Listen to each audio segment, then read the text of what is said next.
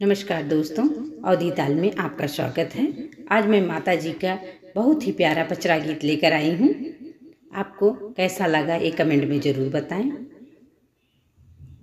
गलियाँ की गलियाँ घूमेली मालिनियाँ, हो कि केकरे घर माना, हो कि केकरे घर माना, मैया ली हालो बसरवा, हो कि केकरे घर माना, माई मोरी ली हालो बसरवा, हो कि केकरे घर माना। गलियाँ की गलियाँ में घूमेली मलिनियाँ, हो कि केकरे घर माना, हो कि केकरे घर माना, माई मुरली हालू बसरवा, हो कि केकरे घर माना।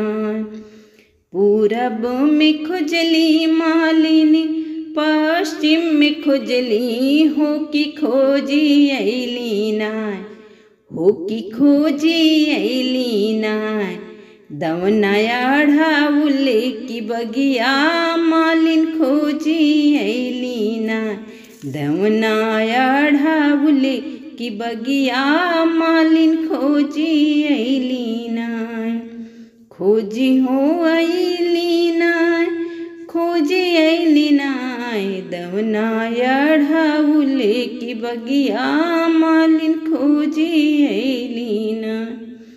कोयल से पूछली, भंवरवा से पूछली, बेलिया तरमाना, हो बेलिया तरमाना, हो बेलिया तरमाना, नाही मिलली शीतला मैया, हो बेलिया तरमाना, नाही मिलली शीतला मैया, हो बेलिया तरमाना, नाही मिलली सतो बहिनिया, हो बेलिया तरमाना।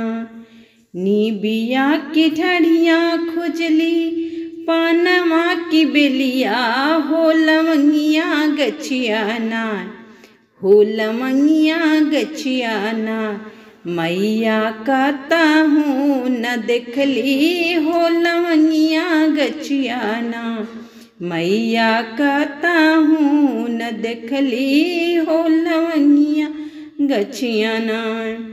खोजत खोजत गईली दूबे जी के घर माँ, हो कि उनके घर माना, हो कि उनके घर माना, हो कि उनके घर माना, मैया ली हाली बसरवा, हो कि उनके घर माना, मैया ली हाली बसरवा, हो कि उनके घर माना।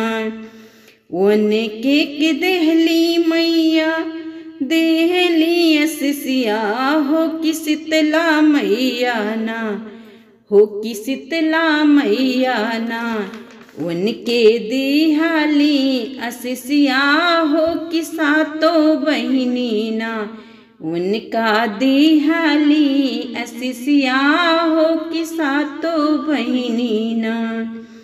पुतवा ने तोहरा साहेब सूबेदरवा, हो पतोहिया करीना, पुतवा बनाई तोहरा साहेब सूबेदरवा, हो पतोहिया करीना, हो पतोहिया करीना, बन महल करनिया, हो पतोहिया तुहरीना, हो पतोहिया तुहरीना, बन महल करनिया, हो पतोहिया तुहरीना।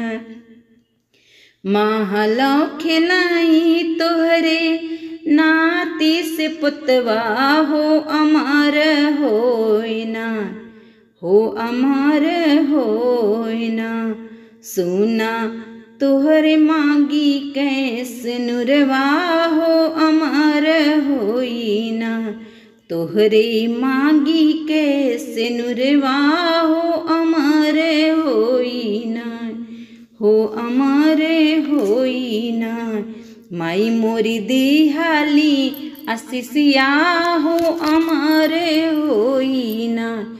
माई मोरी दिहाली आशीषिया हो अमरे होई ना।